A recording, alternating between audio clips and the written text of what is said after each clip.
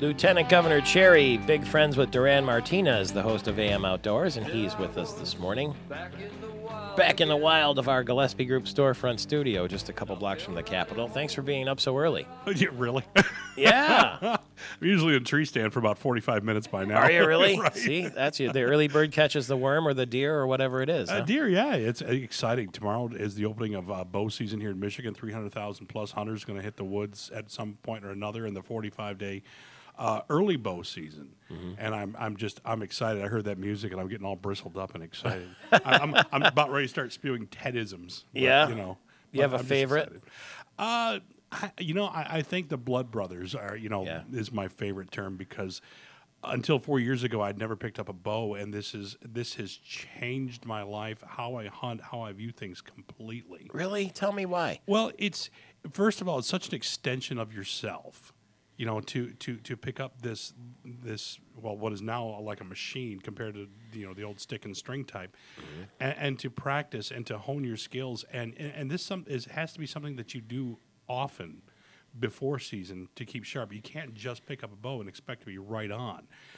There are different muscles that you train. There are so many different things that make this bow an extension of yourself, and when you bow hunt, instead of the 100, 200, 300-yard shot that you see on TV with a rifle, or even a 100-yard shot with a shotgun, it's 15 yards. It's 25 feet. I mean, I've literally had deer come up and sniff the bottom of my tree stand and look at me, and the whole time trying not to move while I'm shaking with excitement. It's fantastic. So you have to be much closer with a bow then, with a firearm. Usually with a bow, you want to be closer just for a safe, ethical shot.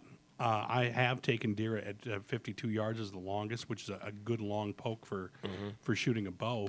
Poke, yeah.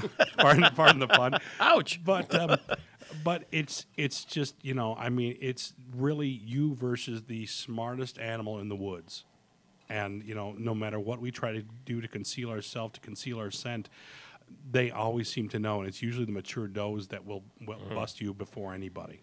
What do you mean an ethical shot? A good shot that takes the animal down, immediately or very fast. A lung shot, a heart shot are usually the two preferable, and you want your placement to be the best it can be, so it dispatches the animal in a very quick manner. So there's no suffering, there's no tracking involved. Oh, so that way they're not running around with an arrow stuck in their either that or having been backside. injured. And we've come across deer in the past that have been wounded. Yeah. By bow hunters. I mean, it happens. What do you do then?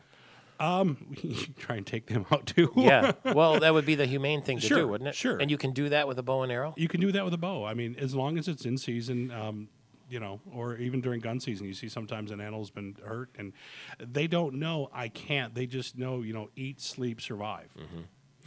Is it tougher to shoot a deer with a bow and arrow or a gun?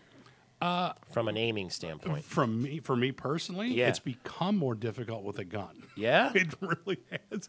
I've missed. We were doing some farming management earlier this year, and I missed 2 shots at 50 yards on does, and I could not believe that I missed. But if you don't practice, the bow can be very difficult. I mean, judging yardage, judging distance on the animal is very, very difficult. You have to, especially at the angle you are at, you have to know. There's compensation, ballistics compensation you have to know.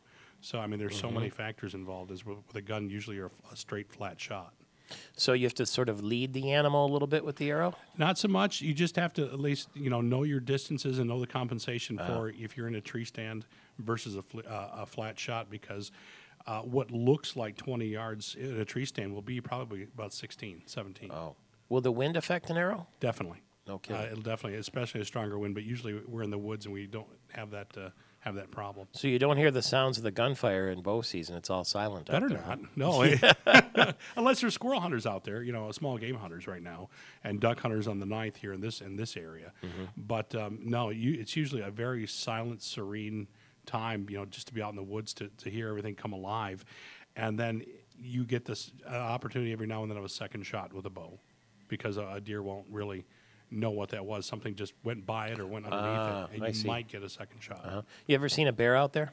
Not in the woods I hunt, usually Langsburg area. I mean, I've seen lots of, other great animals with a lot of bald eagles and things of that nature, and you just get to watch everything go by under your tree stand. It's fantastic. There was a girl we were trying to get in touch with in Grand Rapids. She came across a 500-pound black bear I saw that. at 15 feet. Yeah. Oh, well, bear hunting is even closer than deer. I mean, Yeah. I've had a friend. I'm not going to mention Gary's name, but he missed a shot at 6 yards. Well, I'm not surprised. If it was a big giant bear, I mean, it's a little more even, isn't it? You would be fear surprised at how even exciting it gets when you're shooting a smaller animal. Even when I hunt about everything with my bow now, and it just the excitement and the thrill is there because you want to make that shot, you want to make that placement. You may have waited all weekend for that, right? You may have waited 40 years like I did. Thank you very much, and good hunting. Thank you, Michael To Patrick. I you, appreciate it. Duran Martinez, host of AM Outdoors on the Michigan Talk Network. You have a website for the show? I do. It's amoutdoorsradio.com. Simple as that. amoutdoorsradio.com. Duran Martinez at the start of bow season. When does it officially start? Starts tomorrow morning. Tomorrow morning. Yep. At first light, is it? First light. There you go. You'll hear the sounds. Well, no, you won't. You'll hear the whooshing of an arrow, maybe.